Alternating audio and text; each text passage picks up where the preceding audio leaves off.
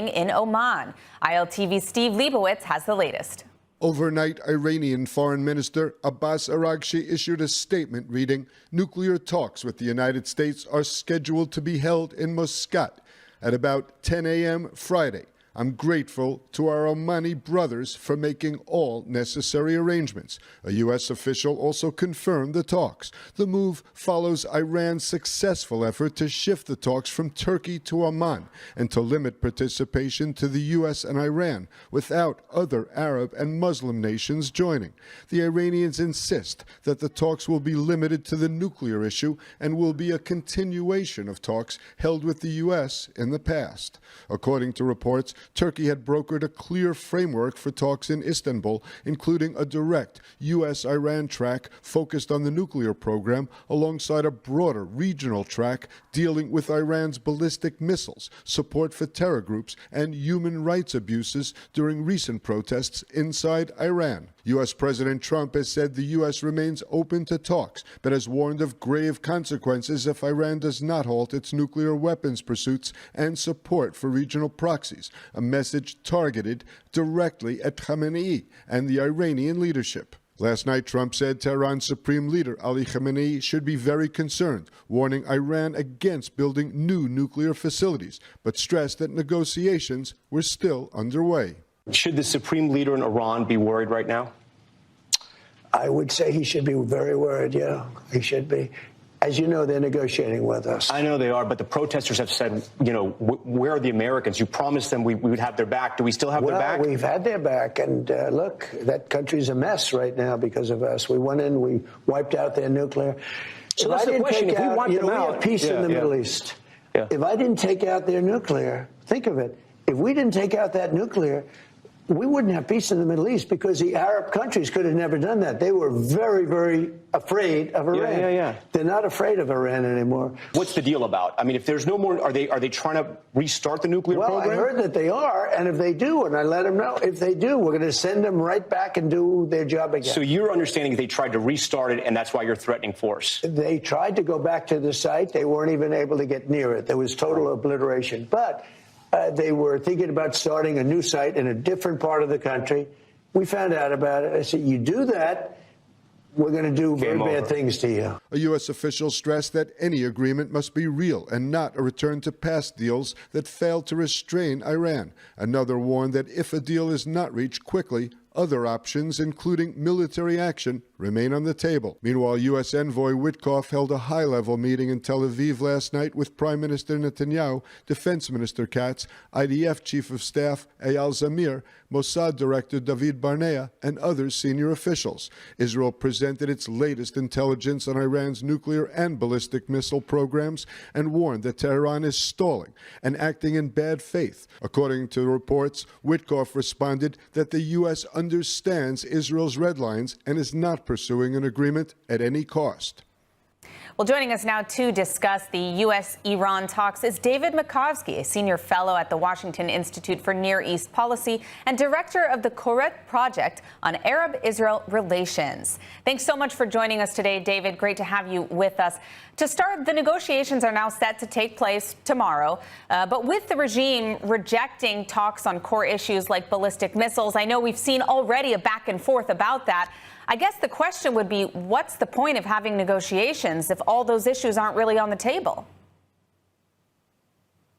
Well, look, first of all, you know the president's MO. I mean, if you the way he operated in 2025 as an example, he said, I'll give it 60 days, and Israel hit on the 61st day.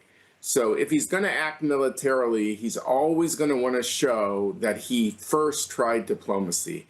Now, the fact that the Iranians wanted to move it to Oman, it's because they wanted to show that this is a continuation of purely nuclear talks. And Rubio said, if you saw yesterday, and, you know, for these talks to work, it has to also deal with ballistic missiles. It has to deal with proxies. It has to be with the way Iran treated its people. And I think they saw the original format in Turkey with adding all these Arabs countries, that this was going to be a dual track thing, that maybe he could say bilaterally we were only discussing nukes with the U.S., but now ballistic missiles are discussed, proxies are discussed, etc. So we're going to see what happens tomorrow. I don't know if we'll know afterwards. I hope we'll find out if indeed other non-nuclear issues were discussed. But clearly it's something Iran wants to avoid. But clearly Trump is going to want to always show that I don't want to say check the box because that sounds very pro forma, but he tried diplomacy first. Now, what difference would a deal on strictly nuclear issues make when it comes to military action? I mean, let's say a deal is made. Does that mean military strikes would be off the table for the Trump administration? Well, you're touching on a huge issue. You know, there'll be some who will say, let's remember how we in the U.S. got into this thing with the B-2 was over the nukes.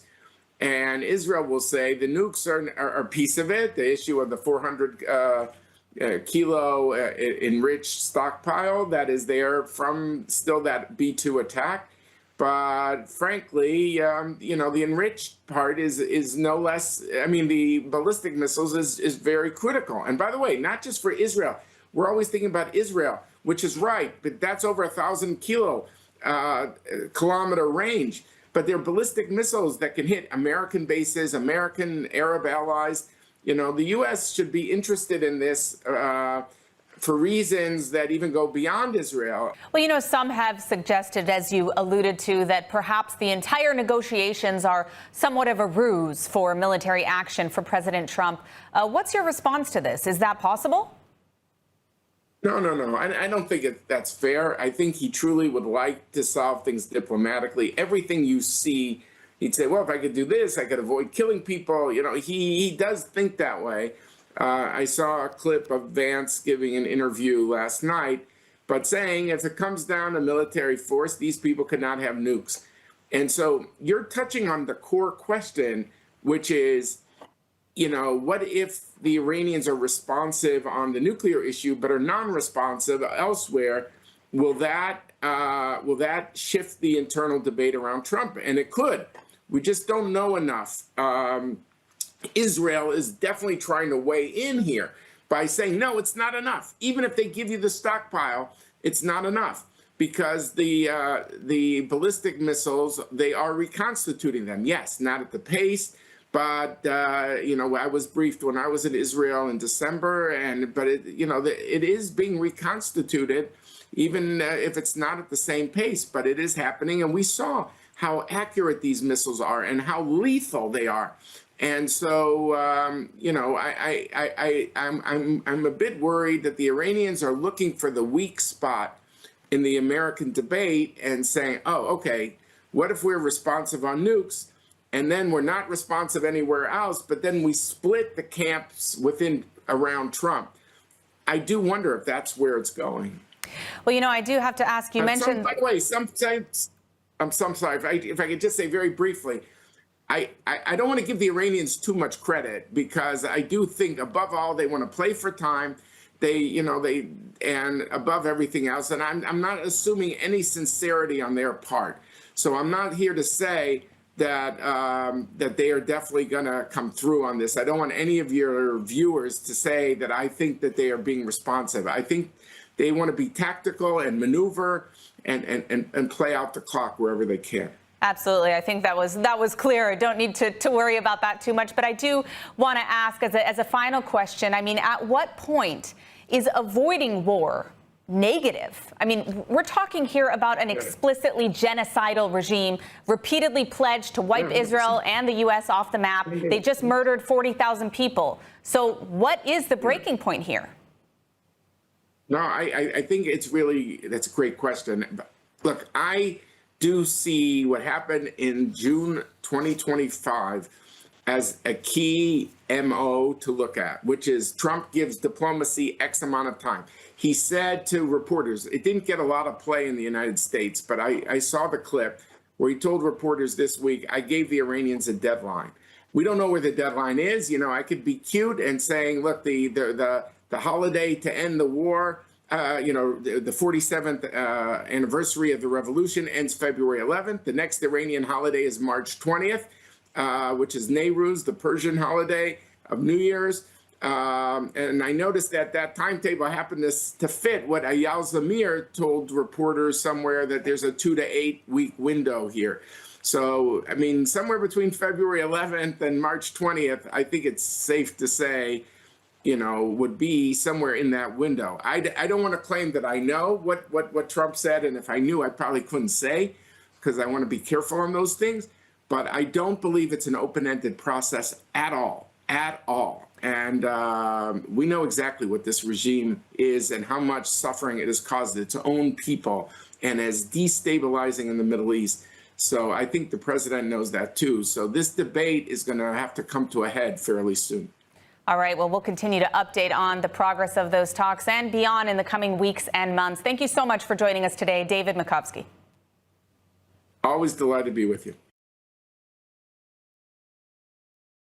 Imagine earning your master's degree on top of Mount Carmel, where forest meets sea and where every day brings a new cultural, academic, and personal adventure. This is the multi-experience at U Haifa International. Here, students from around the world live and learn together in Israel's most culturally diverse city, meeting new people, discovering new perspectives, and shaping their own Israel experience. There's people from different countries, from different religions and different languages. Somehow we are all very similar. At U Haifa, academics meet real life. You don't just study, you experience Israel up close, explore Haifa's mountain ocean city life, and build global friendships that last a lifetime. It's not just a degree, it's an experience. It opens your mind, your network, and your world. U Haifa International. Master your mind, live your Israel experience.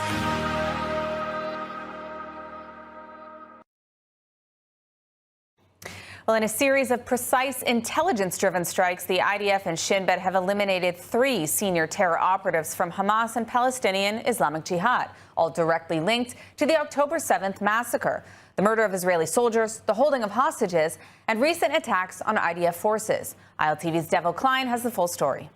According to Shin Bet interrogations of captured terror suspects, Al-Khabil was directly responsible for the murder of Noa Marziano after she was abducted from the Nahal Oz outpost during the October 7th Hamas massacre. The IDF says the operation was made possible by extensive intelligence collected by the Gaza Division, the very same division in which Noa Marziano served. The strike was described as a significant closing of the circle moment for her family, the army, and the security services. In addition, the IDF and Shin Bet confirmed the elimination of Ali al-Razaine, commander of Palestinian Islamic Jihad's Northern Gaza Brigade. He was killed in a separate airstrike and was responsible for terror operations, defensive deployments, and coordination with Hamas, including the holding of hostages in northern Gaza. The military also confirms that a Hamas Nukhba force commander who led the invasion of Kibbutz Nir Oz on October 7th was targeted and killed in southern Gaza. The IDF says these strikes send a clear message: any terrorist involved in the October 7th massacre, in hostage-taking, or in attacks on Israeli forces will be found and eliminated. Israel is finally closing the circle. There is no statute of limitations on terror, there is no safe haven, and no forgotten crime. This is the message from Israel tonight. Anyone who took part in the murder, abduction, or rebuilding of terror capabilities, even under a ceasefire, is a legitimate target, and the account is being settled one at a time. And now to Gaza. The IDF released new drone footage today that it says shows Hamas using an ambulance to move weapons and armed operatives, a claim Israel has warned about for months. The military says the incident took place in northern Gaza during the current ceasefire. ILTV's India Naftali is here with us for more on the matter. India? Thank you, Emily. The Israeli military says this video is significant because it shows in real time what it calls Hamas's continued use of civilian and medical cover, even as medical evacuations and humanitarian movement continue through Rafah. The IDF says the footage raises serious questions about Hamas's conduct during the ceasefire.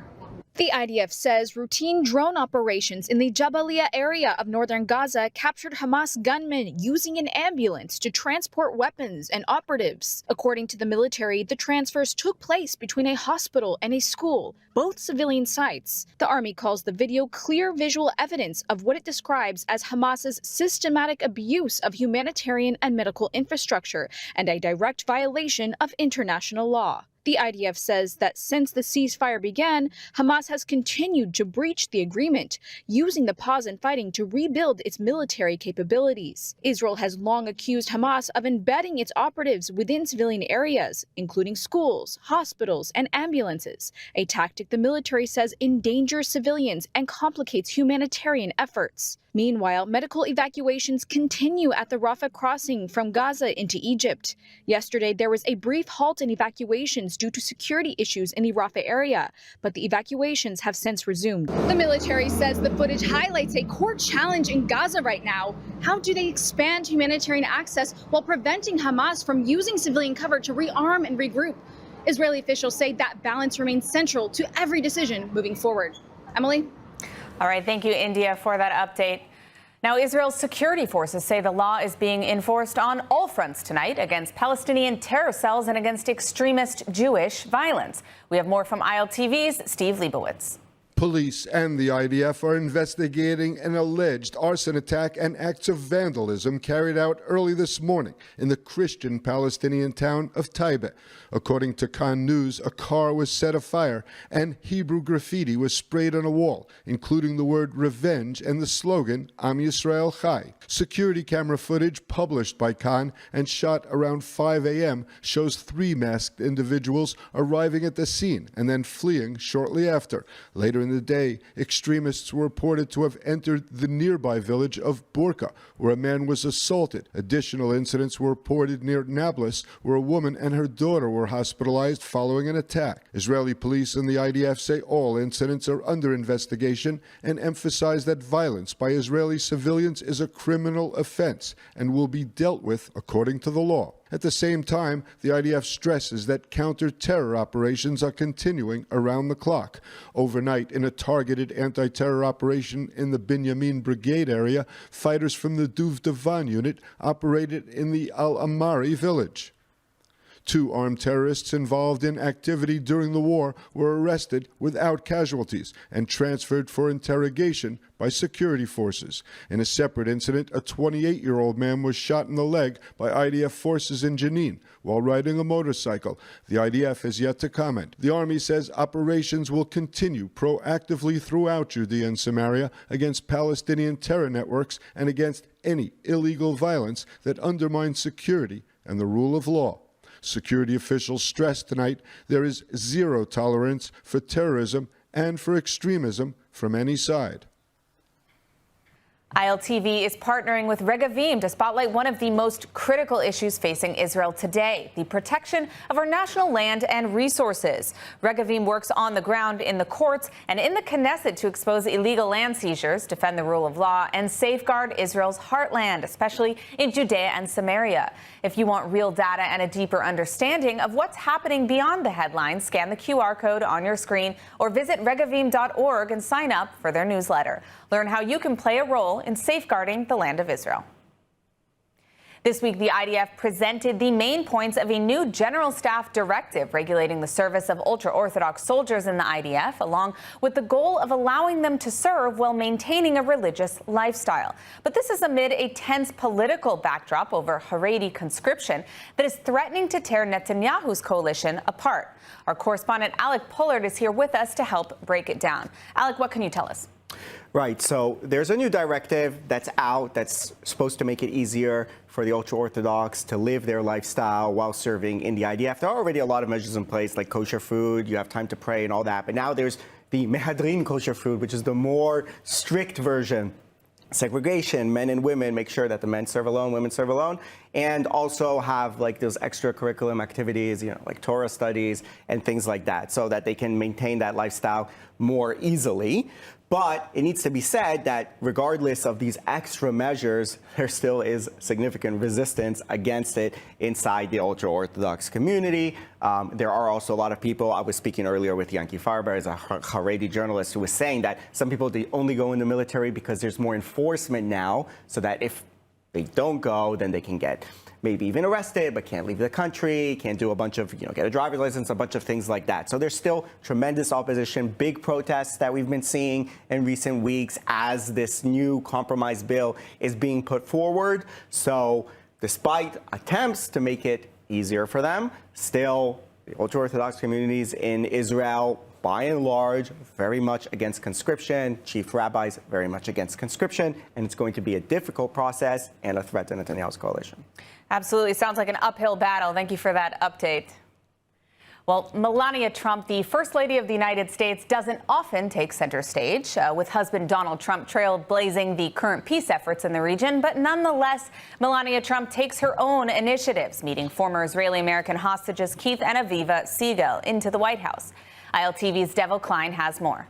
Last night at the White House, First Lady Melania Trump met with former hostages Keith and Aviva Siegel. Both American citizens, Keith and Aviva thanked Melania for the Trump administration's involvement in their release. Aviva and Keith were kidnapped on the morning of October 7th from their home in Kfar Aza, one of the most brutally hit kibbutzim of the Hamas attack. Aviva was released after 51 days in Hamas captivity in the November hostage deal, while Keith spent an excruciating 484 days in captivity, enduring torture, deliberate starvation, and humiliation by his captors. Today, sitting alongside his wife and First Lady of the United States in the White House, shines a bright light of resilience. I want to start by saying thank you to the First Lady, Melania Trump, and to President Trump.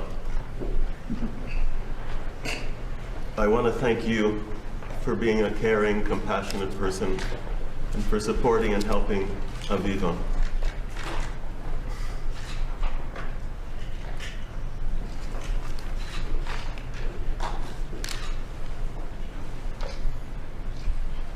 During those difficult days. But Melania and Aviva's relationship actually predates this meeting. After Aviva was freed, she called me, wanted to see me, and we set up a meeting in New York in January 2025. It was an emotional meeting, and it is captured on camera and available to see in my new film, Melania. Aviva thanked Melania, closing a painful chapter, but always looking ahead to better days. I just want to say that I waited for the last hostage to come home to thank you. Because when we met, before Keith came home, you gave me so much hope, and I could feel your heart with me. And I knew how important it was for you to go back home and talk to President Trump and share your feelings. So I want to thank you for that. For more than 200 years, when Israel's most vulnerable needed help, Kollel Chabad was there. When families can't afford food, when seniors are alone, when children are struggling to survive, Kollel Chabad steps in with meals, essentials, and dignity. Right now, thousands of families across Israel are counting on that help. And you can make sure it reaches them. Your donation doesn't just give charity, it gives hope, it gives strength, it saves lives. Kollel Chabad, helping Israel one life at a time. Scan the QR code on your screen and give now.